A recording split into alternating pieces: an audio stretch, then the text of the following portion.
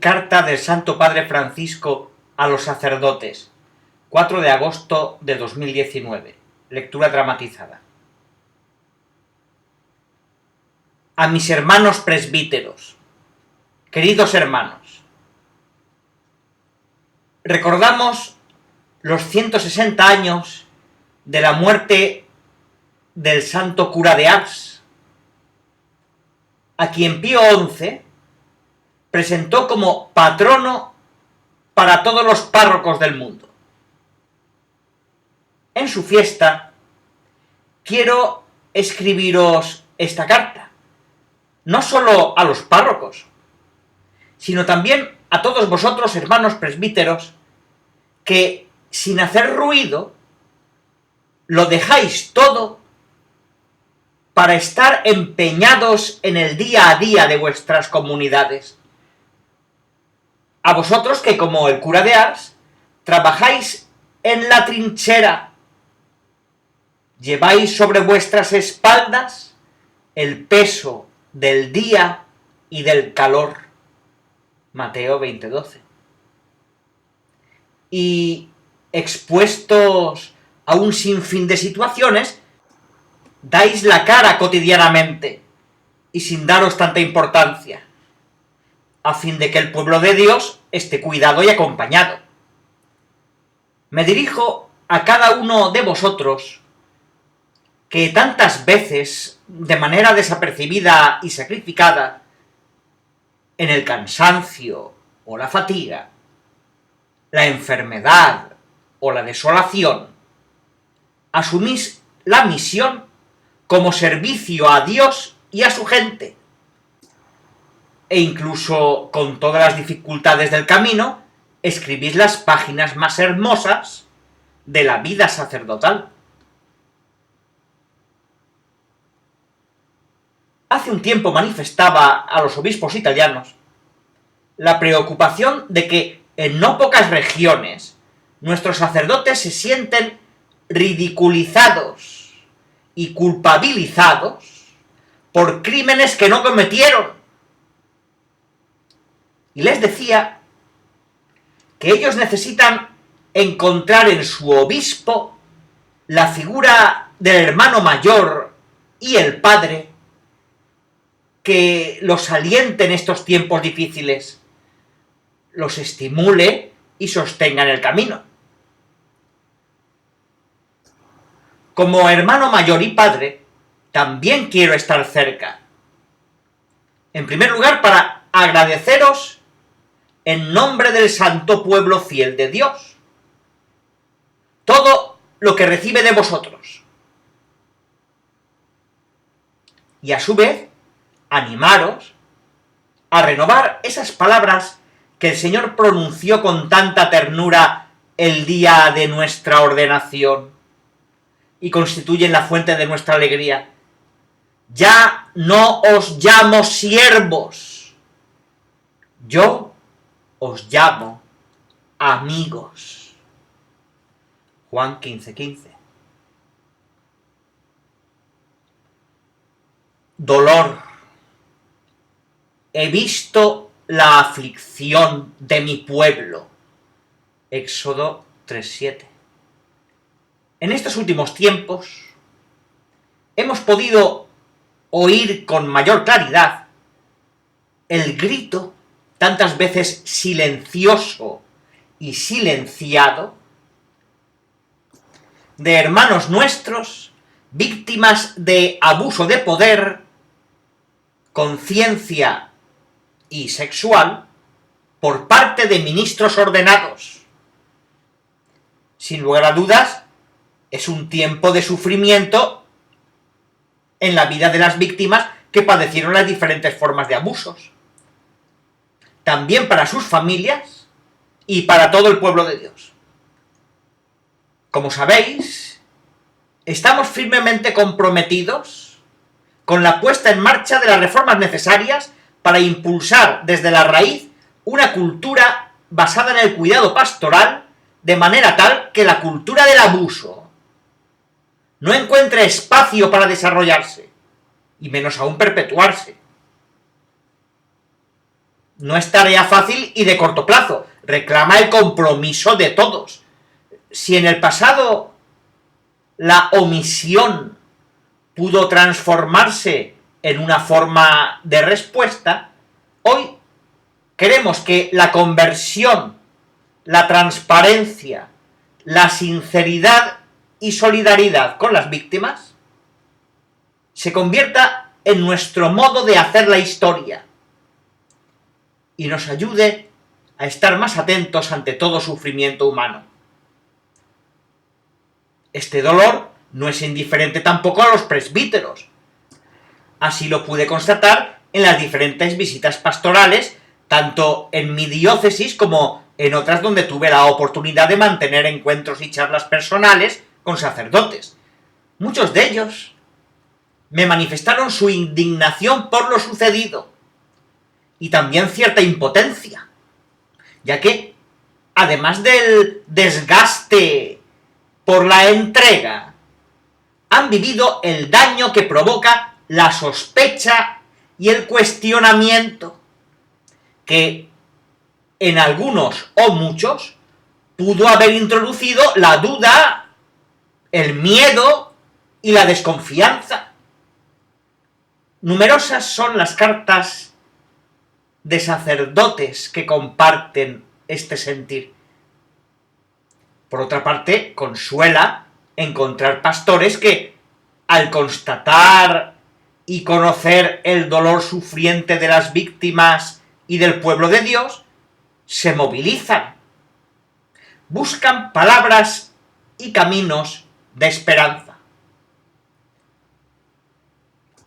Sin negar y repudiar el daño causado por algunos hermanos nuestros, sería injusto no reconocer a tantos sacerdotes que de manera constante y honesta entregan todo lo que son y tienen por el bien de los demás, 2 Corintios 12:15, y llevan adelante una paternidad espiritual capaz de llorar con los que lloran. Son innumerables los sacerdotes que hacen de su vida una obra de misericordia en regiones o situaciones tantas veces inhóspitas, alejadas o abandonadas, incluso a riesgo de la propia vida.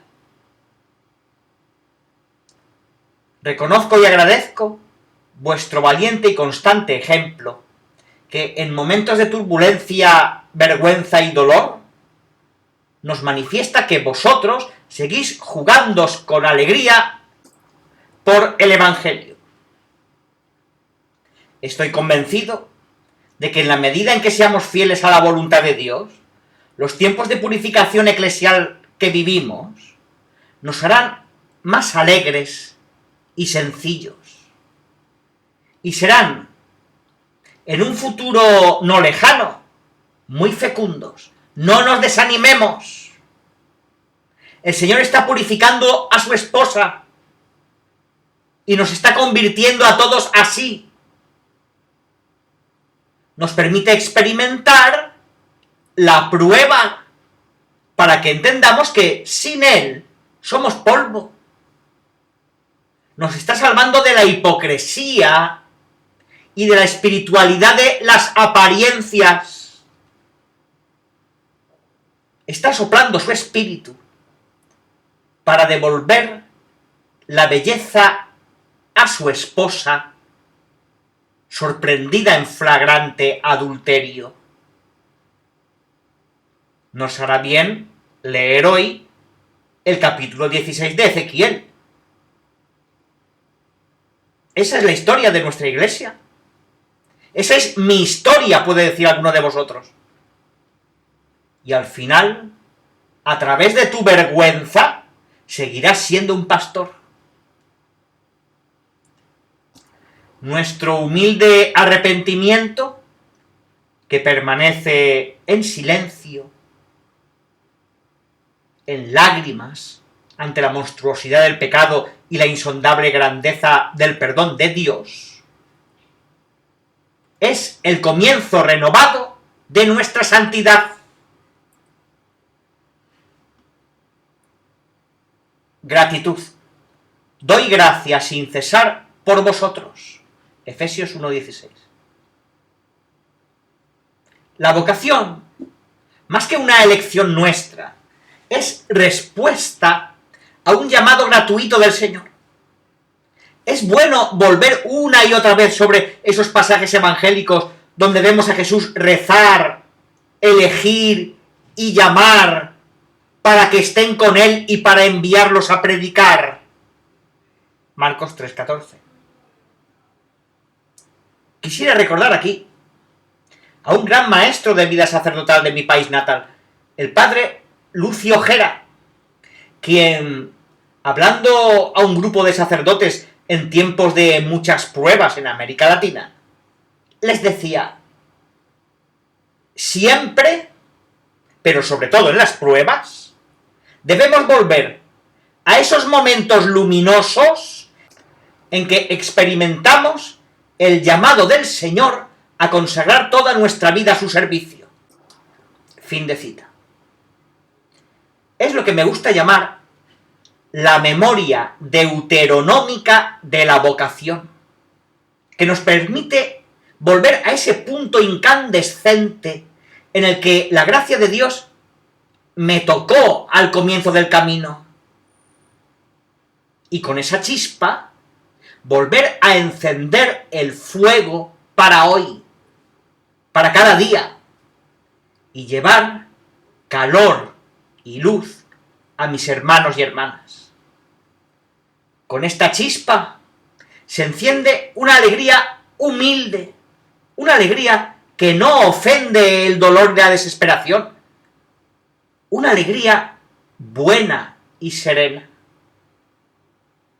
Un día pronunciamos un sí que nació y creció en el seno de una comunidad cristiana de la mano de esos santos de la puerta de al lado, que nos mostraron con fe sencilla que valía la pena entregar todo por el Señor y su reino.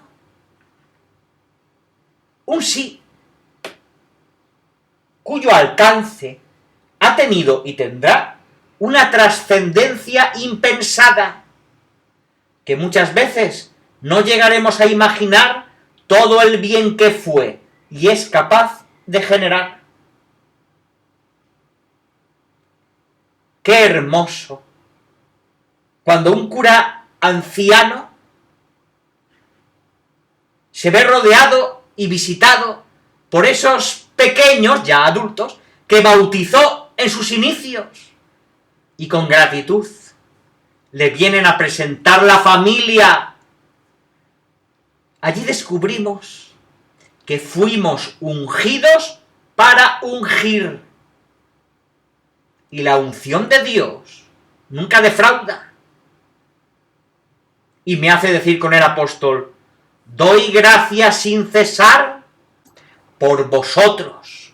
Efesios 1:16. Y por todo el bien que habéis hecho. En momentos de tribulación, fragilidad, así como en los de debilidad y manifestación de nuestros límites, cuando la peor de todas las tentaciones es quedarse rumiando la desolación, fragmentando la mirada, el juicio y el corazón, en esos momentos es importante, hasta me animaría a decir crucial, no solo no perder la memoria agradecida del paso del Señor por nuestra vida, la memoria de su mirada misericordiosa que nos invitó a jugárnosla por Él y por su pueblo, sino también animarse a ponerla en práctica. Y con el salmista poder armar nuestro propio canto de alabanza, porque eterna es su misericordia. Salmo 135. El agradecimiento siempre es un arma poderosa. Solo si somos capaces de contemplar y agradecer concretamente todos los gestos de amor, generosidad, solidaridad y confianza, así como de perdón, paciencia, aguante y compasión con los que fuimos tratados, dejaremos al Espíritu regalarnos ese aire fresco, capaz de renovar y no empachar nuestra vida y misión. Dejemos que, al igual que Pedro en la mañana de la pesca milagrosa, el constatar tanto bien recibido nos haga despertar la capacidad de asombro y gratitud que nos lleve a decir: aléjate de mí, Señor, porque soy un pecador. Lucas 5:8. Y escuchemos una vez más de boca del Señor su llamado: no temas, de ahora en adelante serás pescador de hombres. Lucas 5:10. Porque eterna es su misericordia. Hermanos, gracias por vuestra fidelidad a los compromisos contraídos. Es todo un signo que en una sociedad y una cultura que convirtió lo gaseoso en valor, existan personas que apuesten y busquen asumir compromisos que exigen toda la vida. Sustancialmente estamos diciendo que seguimos creyendo en Dios, que jamás ha quebrantado su alianza, inclusive cuando nosotros la hemos quebrantado incontablemente. Esto nos invita a celebrar la fidelidad de Dios, que no deja de confiar, creer y apostar a pesar de nuestros límites y pecados. Y nos invita a hacer lo mismo.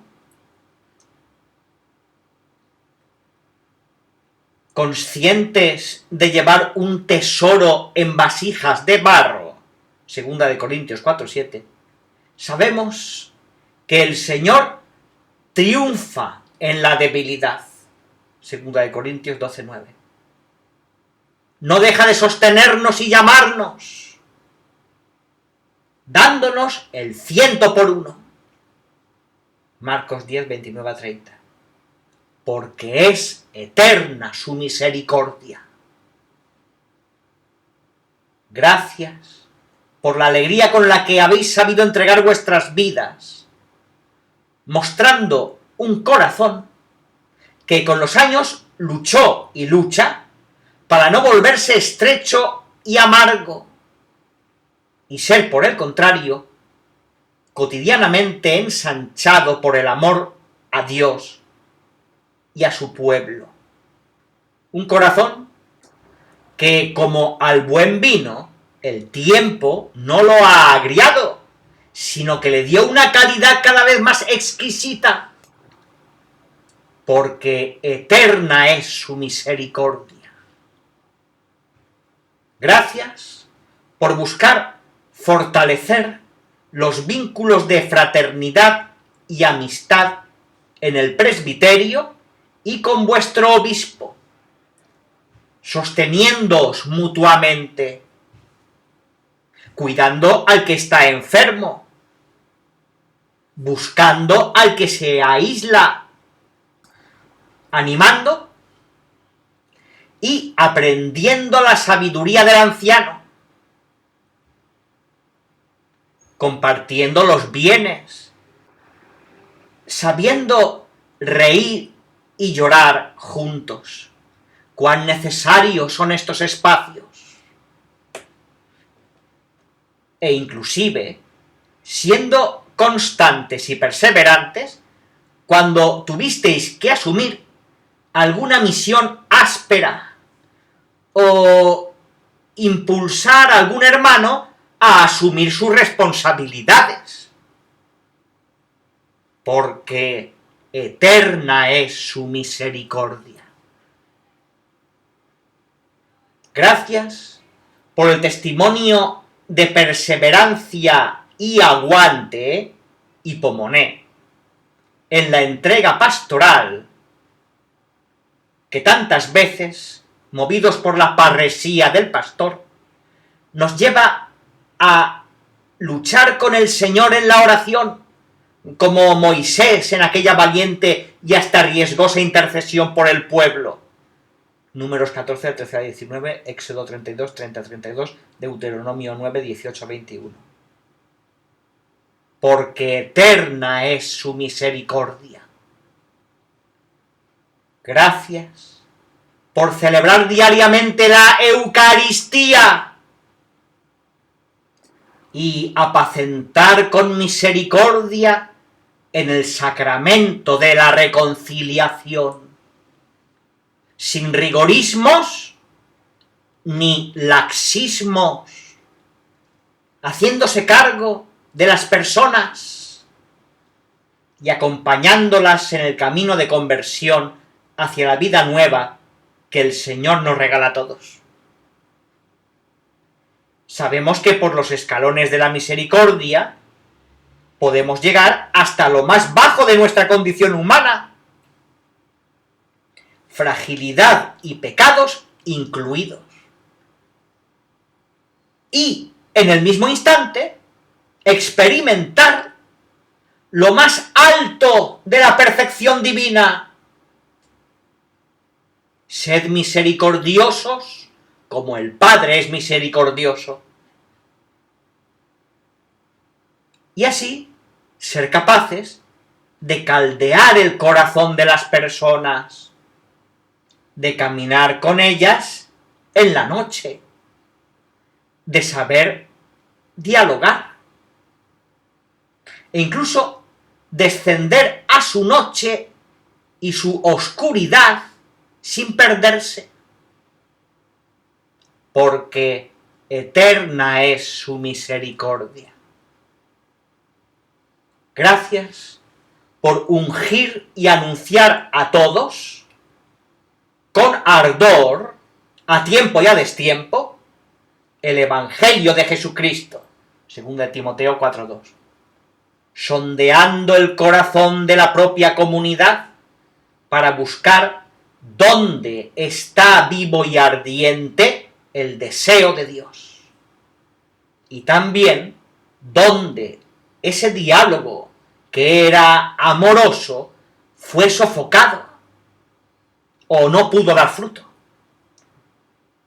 Porque eterna es su misericordia.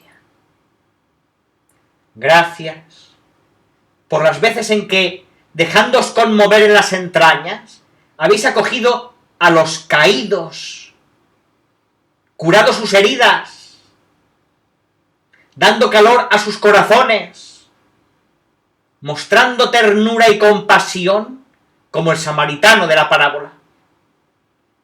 Lucas 10, del 25 al 37. Nada urge tanto como esto. Proximidad, cercanía, hacernos cercanos a la carne del hermano sufriente. Cuánto bien hace el ejemplo de un sacerdote que se acerca y no le huye a las heridas de sus hermanos. Reflejo del corazón del pastor que aprendió el gusto espiritual de sentirse uno con su pueblo, que no se olvida que salió de él y que solo en su servicio encontrará y podrá desplegar su más pura y plena identidad, que le hace desarrollar un estilo de vida austera y sencilla, sin aceptar privilegios que no tienen sabor a evangelio, porque eterna es su misericordia. Gracias demos también por la santidad del pueblo fiel de Dios que somos invitados a apacentar, y a través del cual el Señor también nos apacienta y cuida con el regalo de poder contemplar a ese pueblo en esos padres que cuidan con tanto amor a sus hijos, en esos hombres y mujeres que trabajan para llevar el pan a su casa, en los enfermos, en las religiosas ancianas que siguen sonriendo. En esta constancia para seguir adelante día a día, veo la santidad de la Iglesia militante. Agradezcamos por cada uno de ellos y dejémonos socorrer y estimular por su testimonio, porque eterna es su misericordia. Ánimo. Mi deseo es que os sintáis animados. Colosenses 2:2. Mi segundo gran deseo, haciéndome eco de las palabras de San Pablo, es acompañaros a renovar nuestro ánimo sacerdotal, fruto ante todo de la acción del Espíritu Santo en nuestras vidas. Frente a experiencias dolorosas, todos tenemos necesidad de consuelo y de ánimo. La misión a la que fuimos llamados no entraña ser inmunes al sufrimiento, al dolor e inclusive a la incomprensión.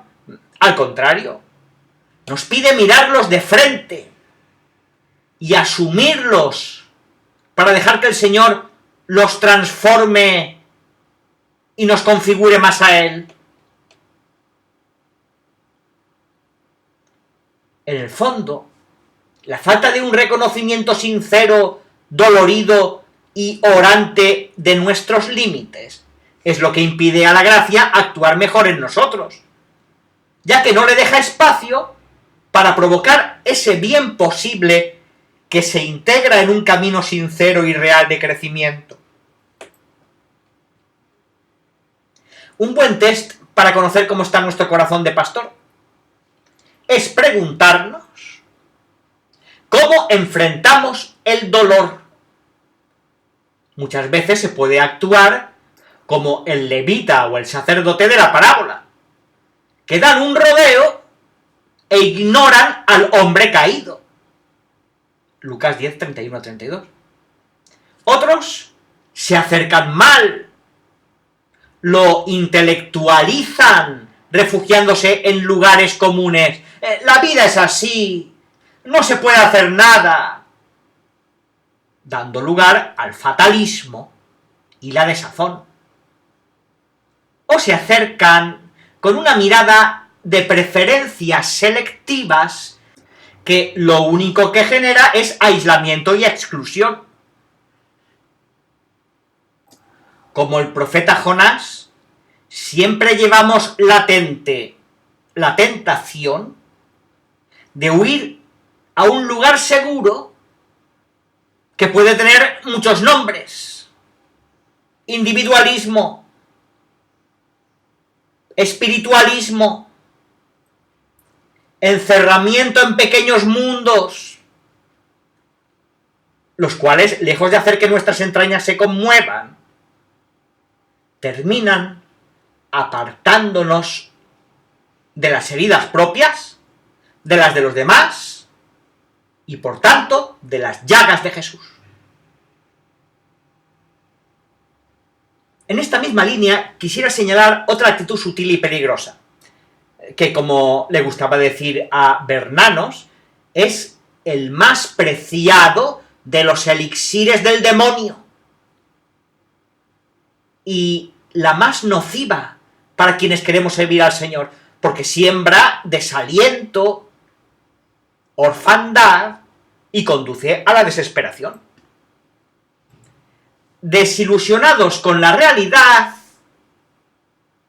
con la Iglesia o con nosotros mismos, podemos vivir la tentación de apegarnos a una tristeza dulzona que los padres de Oriente llamaban acedia.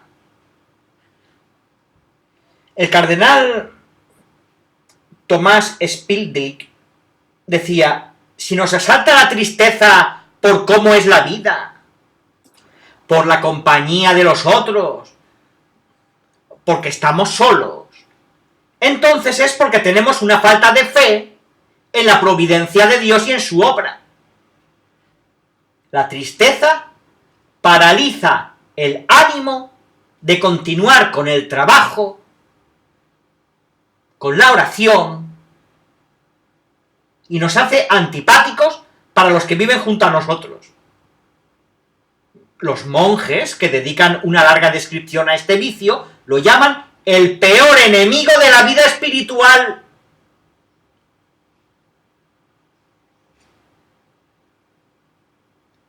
Conocemos esa tristeza que lleva al acostumbramiento y conduce paulatinamente a la naturalización del mal y a la injusticia, con el tenue susurrar del siempre se hizo así. Tristeza que vuelve estéril todo intento de transformación y conversión, propagando resentimiento y animosidad. Esa no es la opción de una vida digna y plena. Ese no es el deseo de Dios para nosotros. Esa no es la vida en el Espíritu que brota del corazón de Cristo resucitado y para la que fuimos llamados. Hermanos, cuando esa tristeza dulzona amenace con adueñarse de nuestra vida o de nuestra comunidad, sin asustarnos ni preocuparnos, pero con determinación, pidamos y hagamos pedir al Espíritu que venga a despertarnos, a pegarnos un sacudón en nuestra modorra, a liberarnos de la inercia. Desafiemos las costumbres, abramos bien los ojos, los oídos y sobre todo el corazón, para no dejarnos descolocar por lo que sucede a nuestro alrededor y por el grito de la palabra viva y eficaz del resucitado.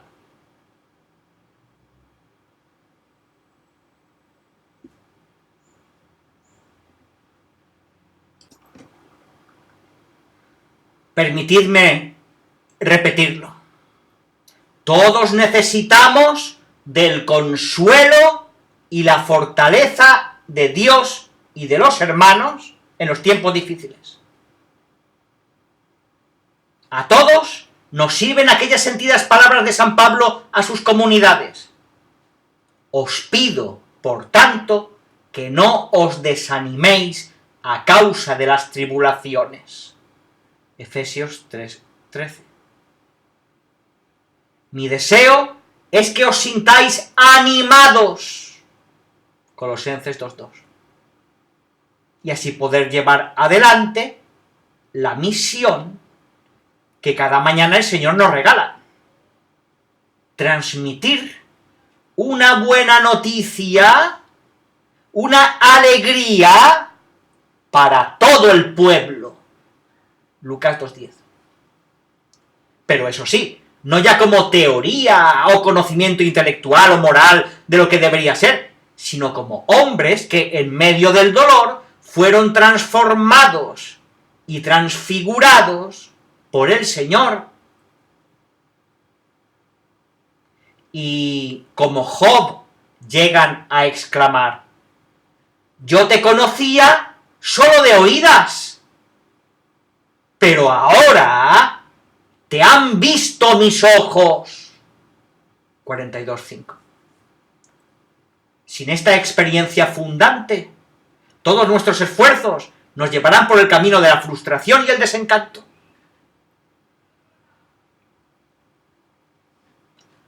A lo largo de nuestra vida hemos podido contemplar cómo con Jesucristo siempre nace y renace la alegría. Si bien existen distintas etapas en esta vivencia, sabemos que, más allá de nuestras fragilidades y pecados, Dios siempre nos permite levantar la cabeza y volver a empezar, con una ternura que nunca nos desilusiona y que siempre puede devolvernos la alegría. Esa alegría no nace de nuestros esfuerzos voluntaristas o intelectualistas, sino de la confianza de saber que siguen actuantes las palabras de Jesús a Pedro. En el momento que seas zarandeado, no te olvides que yo mismo he rogado por ti para que no te falte la fe. Lucas 22:32. El Señor es el primero en rezar y en luchar por ti y por mí, y nos invita a entrar de lleno en su oración. Incluso pueden llegar momentos en los que tengamos que sumergirnos en la oración de Getsemaní, la más humana y la más dramática de las plegarias de Jesús. Hay súplica, tristeza, angustia, casi una desorientación. Marcos 14:33 y siguiente. Sabemos que no es fácil permanecer delante del Señor dejando que su mirada recorra nuestra vida, sane nuestro corazón herido y lave nuestros pies impregnados de la mundanidad que se adhirió en el camino e impide caminar. En la oración experimentamos nuestra bendita precariedad, que nos recuerda que somos discípulos necesitados del auxilio del Señor, y nos libera de esa tendencia prometeica de quienes, en el fondo, solo confían en sus propias fuerzas y se sienten superiores a otros por cumplir determinadas normas. Hermanos, Jesús más que nadie conoce nuestros esfuerzos y logros, así como también los fracasos y desaciertos. Él es el primero en decirnos: venid a mí todos los que estáis afligidos y agobiados, y yo os aliviaré. Cargad sobre vosotros mi yugo y aprended de mí, porque soy paciente y humilde de corazón, y así encontraréis alivio. Mateo 11:28-29. En una oración así, sabemos que nunca estamos solos. La oración del pastor es una oración habitada tanto por el Espíritu, que clama a Dios llamándolo Abba, es decir, Padre, Gálatas 4:6, como por el pueblo que le fue confiado. Nuestra misión e identidad se entienden desde esta doble vinculación. La oración del pastor se nutre y encarna en el corazón del pueblo de Dios.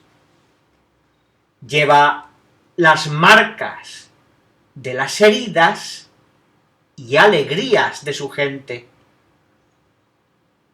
a la que presenta desde el silencio al Señor, para que las unja con el don del Espíritu Santo.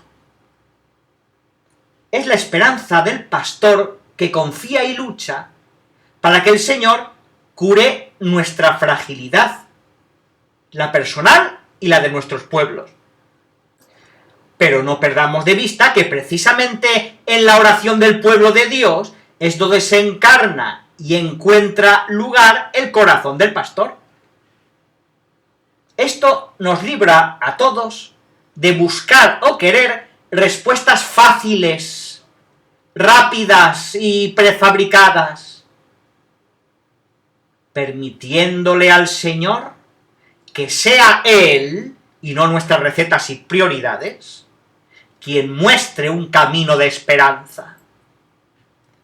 No perdamos de vista que en los momentos más difíciles de la comunidad primitiva, tal como leemos en el libro de los Hechos de los Apóstoles, la oración se constituyó en la verdadera protagonista. Hermanos, reconozcamos nuestra fragilidad, sí, pero dejemos que Jesús la transforme y nos lance una y otra vez a la misión.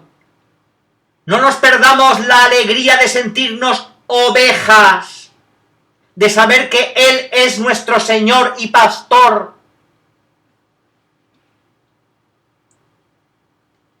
Para mantener animado el corazón, es necesario no descuidar estas dos vinculaciones constitutivas de nuestra identidad.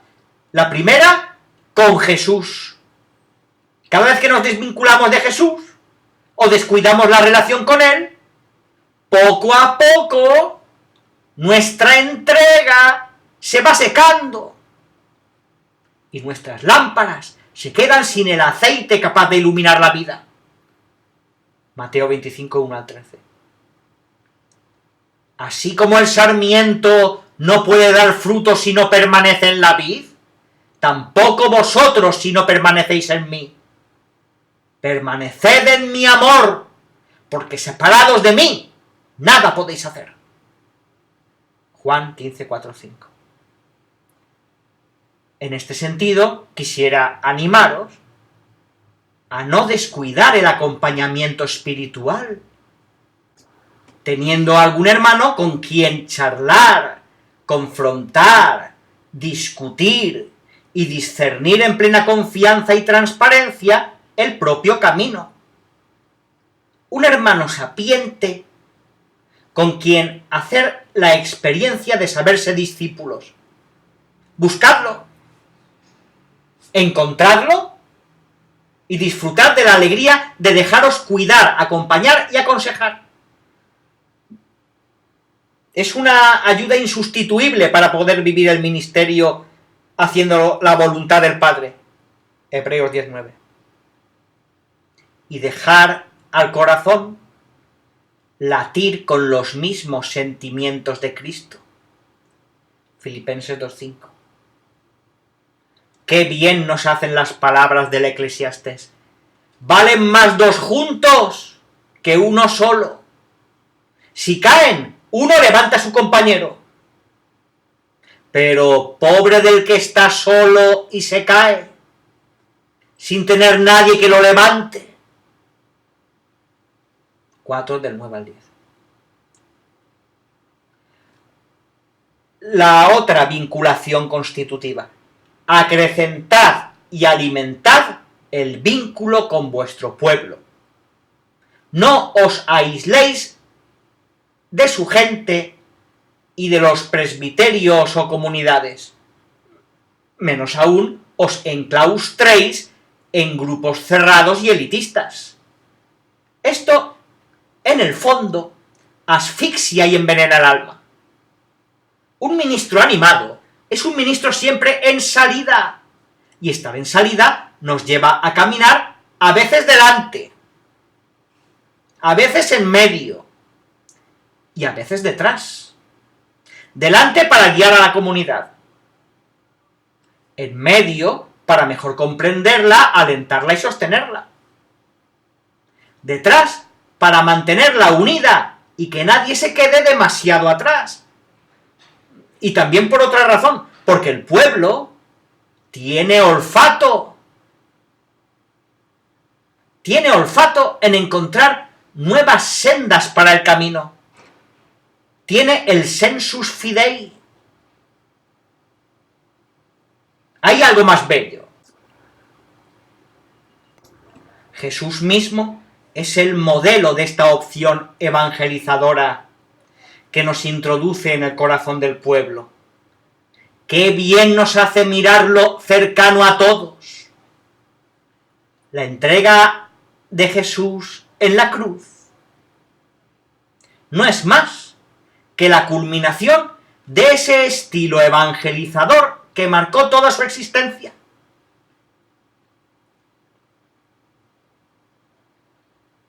Hermanos, el dolor de tantas víctimas, el dolor del pueblo de Dios, así como el nuestro propio, no puede ser en vano. Es Jesús mismo quien carga todo ese peso en su cruz y nos invita a renovar nuestra misión para estar más cerca de los que sufren, para estar sin vergüenzas cerca de las miserias humanas y, por qué no, vivirlas como propias para hacerlas Eucaristía.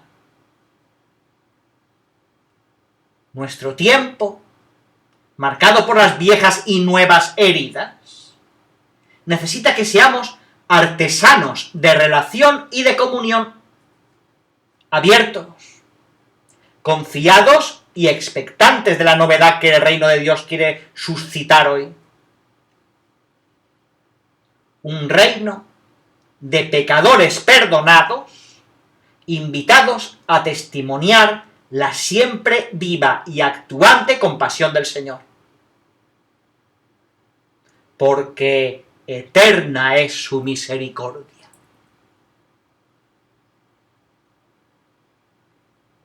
Alabanza.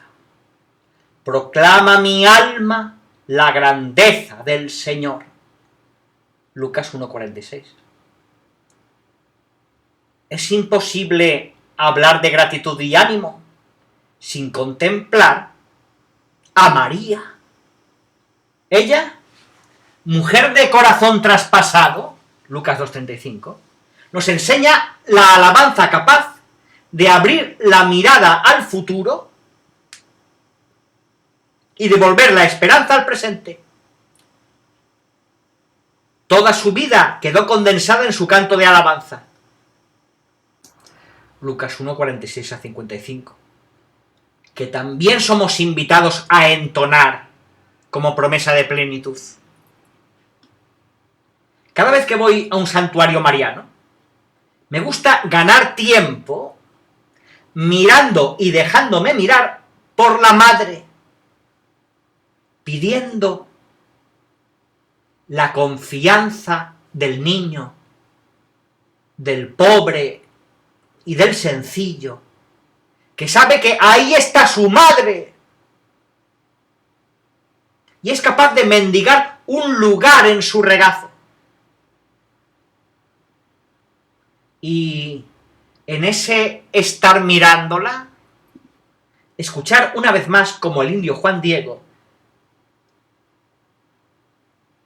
¿qué hay, hijo mío, el más pequeño, que entristece tu corazón?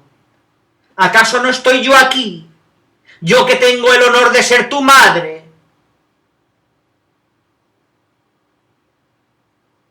Mirar a María es volver a creer en lo revolucionario de la ternura y del cariño. En ella vemos que la humildad y la ternura no son virtudes de los débiles, sino de los fuertes, que no necesitan maltratar a otros para sentirse importantes. Si alguna vez la mirada comienza a endurecerse, o sentimos que la fuerza seductora de la apatía o la desolación quiere arraigar y apoderarse del corazón, si el gusto por sentirnos parte viva e integrante del pueblo de Dios comienza a incomodar y nos percibimos empujados hacia una actitud elitista, no tengamos miedo de contemplar a María y entonar su canto de alabanza. Si alguna vez nos sentimos tentados de aislarnos y encerrarnos en nosotros mismos y en nuestros proyectos, protegiéndonos de los caminos siempre polvorientos de la historia, o si el lamento, la queja, la crítica o la ironía se adueñan de nuestro accionar, sin ganas de luchar, de esperar y de amar, miremos a María, para que limpie nuestra mirada de toda pelusa que pueda estar impidiéndonos ser atentos y despiertos para contemplar y celebrar a Cristo que vive en medio de su pueblo. Y si vemos que no logramos caminar derecho, que nos cuesta mantener los propósitos de conversión, digámosle, como le suplicaba casi con complicidad ese gran párroco, poeta también, de mi anterior diócesis: esta tarde, señora, la promesa es sincera. Por las dudas no olvides dejar la llave afuera. Ella es la amiga siempre atenta para que no falte vino en nuestras vidas. Ella es la del corazón abierto por la espada, que comprende todas las penas. Como madre de todos, es signo de esperanza para los pueblos que sufren dolor de parto hasta que brote la justicia.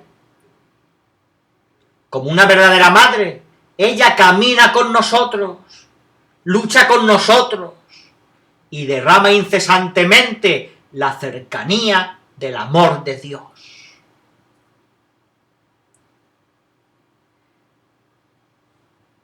Hermanos, una vez más, doy gracias sin cesar por vosotros. Efesios 1:16.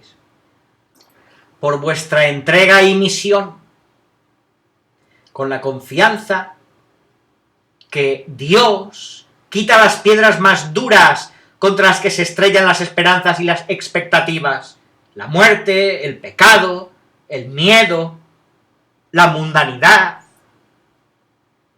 La historia humana no termina ante una piedra sepulcral, porque hoy descubre la piedra viva. Primera de Pedro 2:4.